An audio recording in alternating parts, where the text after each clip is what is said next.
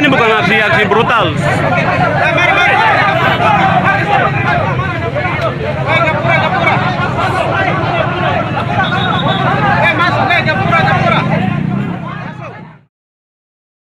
Perempuan Revolusioner Watch Papua itu kan mengadakan aksi damai menjalan memperingati Hari Women's Day, Hari International Women's Day, Hari Perempuan Sedunia. Nah, jadi kami turun aksi nih dengan mengangkat isu darurat kesehatan di seluruh tanah Papua. Kita di Stikom di luar. Nah, di Stikom di luar kami pada saat kumpul masa kita ada pas mau keluar mau menuju begini, kawan-kawan dari keamanan dong datang. Kawan-kawan dari keamanan dong datang dan bubarkan kita secara paksa tanpa ada negosiasi secara baik-baik gitu.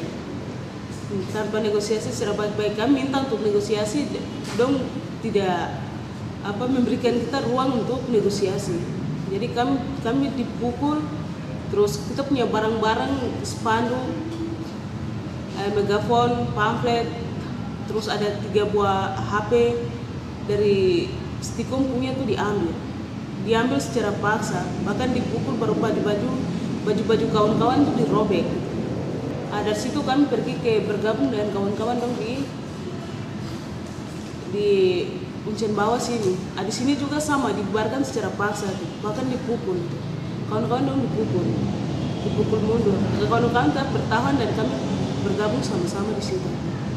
Kami bergabung sama-sama. Terus kawan-kawan di Uncen atas dong masih bertahan.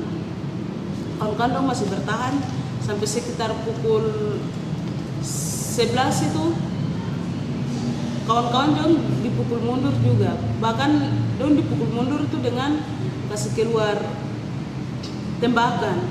Dong kasih keluar tembakan, semprot gas air mata. Terus ada beberapa kawan yang kena gas air mata, terus pukulan dari dong punya tongkat ke karet mati ke itu. Jadi dong ada dapat pukul juga pakai itu. Korbannya ada 10 orang, cuma nama-namanya tidak belum tercatat. Terus yang kena gas air mata juga ada sekitar 2 orang. Tembakannya tuh terlalu lebih, sekitar 10 kali tembakan itu dia keluar. Kalau tembakan peringatan tuh pasti 3 kali, tapi ini tembakannya terlalu berlebihan. Membuat kami Gerakan Perempuan Revolusioner menilai bahwa hari ini kita memperingati Hari Women's Day, Hari Perempuan Internasional. Itu sudah dideklarasikan di PBB. Dan negara ini bagian dari anggota PBB itu. Dia seharusnya menghargai itu, tapi dia tidak menghargai itu. Dan ini saya rasa ini terlalu tindakan militer yang terlalu lewat batas itu. Bahkan dia melanggar. Saya kemarin sempat mendapatkan surat jawaban surat tidak diterbitkannya STTP dari pihak kepolisian yang diterbitkan pada tanggal 5 Maret 2019. Nah, surat ini bisa keluar itu karena ada surat pemberitahuan yang disampaikan oleh klien kami, yaitu Gerakan Perempuan Revolusioner West Papua, yang mana mereka akan lakukan aksi pada tanggal 9 Maret 2019 atau hari ini yang tadi dibatalkan. Ini menunjukkan bahwa kawan-kawan perempuan ini itu sudah menjalankan ketentuan pasal 10 ayat 1 Undang-Undang 9 tahun 1998 tentang kemerdekaan menyampaikan pendapat di muka umum. Nah, saya balik mempertanyakan apa dasar polisi mengeluarkan surat ini. Karena di dalam pasal 13 ayat 1 di poin A itu jelas menyebutkan polisi setelah menerima surat pemberitahuan itu harus menerbitkan surat tanda terima pemberitahuan. Tidak ada kalimat di dalam undang-undang yang menyebutkan surat tidak diterbitkan. Itu tidak ada perintah itu. Nah, ini sudah kita menemukan satu pelanggaran hukum yang dilakukan oleh polisi, khususnya dalam mengawal implementasi hak demokrasi milik kawan-kawan perempuan di di hari ini.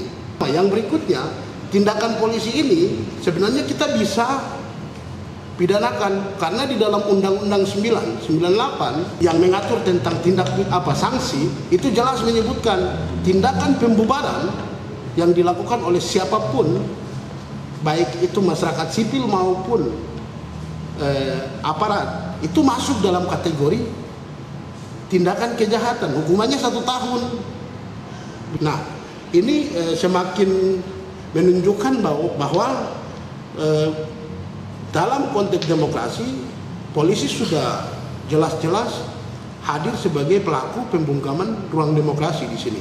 Nah, bukan hanya aturan ini, sebenarnya ada aturan internal ya yang khusus mengatur tentang polisi dalam mengimplementasikan HAM.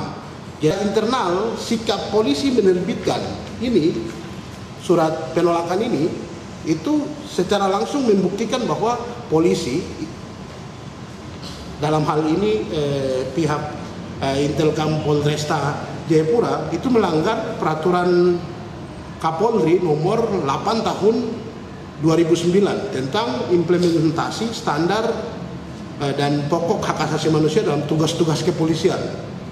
Kemudian kita lanjut pada fakta, ada penggunaan senjata api. Di situ sudah bisa kita ambil kesimpulan bahwa dalam peristiwa tadi dengan kemudian mengeluarkan senjata itu sudah masuk ke dalam pelanggaran undang-undang senjata api. Di sini sudah terlihat ada penyalahgunaan senjata api di situ.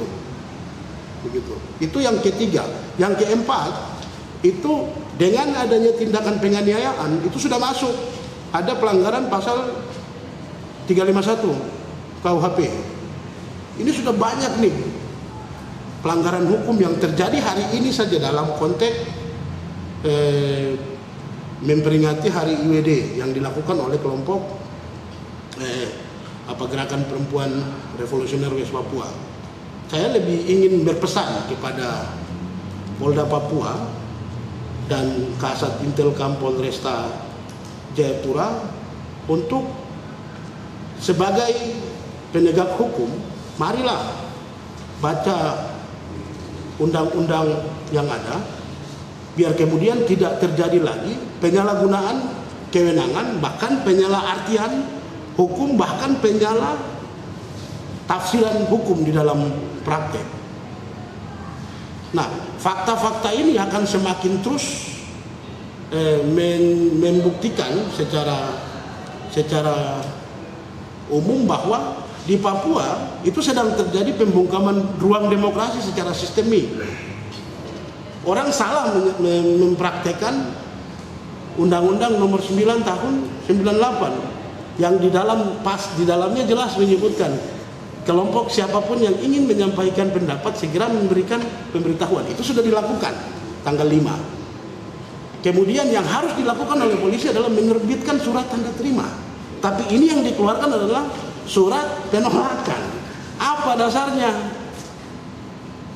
Argumentasi polisi yang selalu dimunculkan juga tadi, ini tidak diterbitkan surat izin aksi, atau ini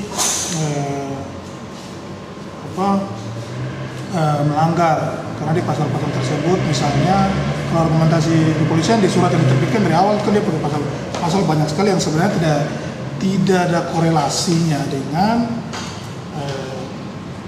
undang-undang kebebasan menyampaikan pendapat.